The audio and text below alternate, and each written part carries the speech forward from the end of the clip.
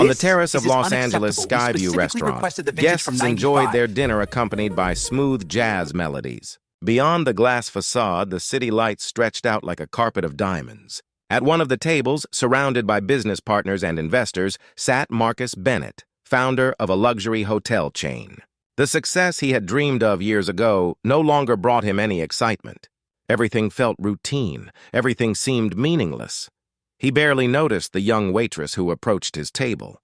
Her name was Sophie Morgan. She had a tired but upright posture, a humble yet dignified demeanor. The professionalism she displayed while taking orders didn't escape Marcus's attention, but he didn't care.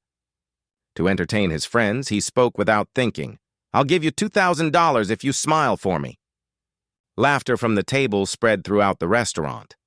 Sophie's expression remained unchanged.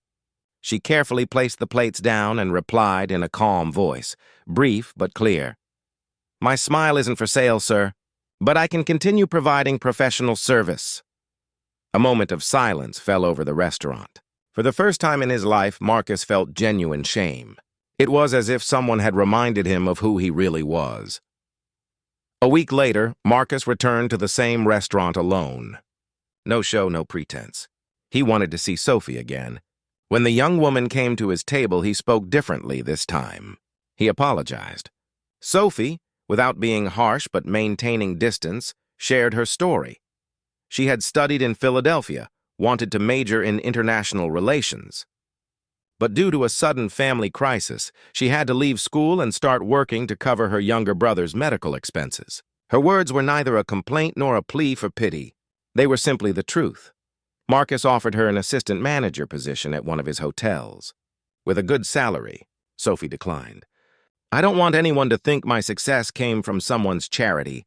I want to make it on my own path," she said. That answer stayed etched in Marcus's mind. 2 years later, Sophie had become the general manager of the restaurant where she worked. People respected her not for her title, but for her honesty and quiet strength. Marcus watched from a distance, realizing that the real change in him had come through her. Not through advice or gratitude, but simply by example. They finally met again. At the launch of Marcus's new hotel project in Miami, this time they were equals. Sophie had been invited as a consultant for the event. At the press conference, a journalist asked, "Rumor has it you two met years ago at a restaurant. Is that true?" Marcus smiled. "Yes, that day I tried to buy a smile, but I received the most valuable lesson of my life." Sophie looked at him. In her eyes was something that neither money nor power could buy: respect.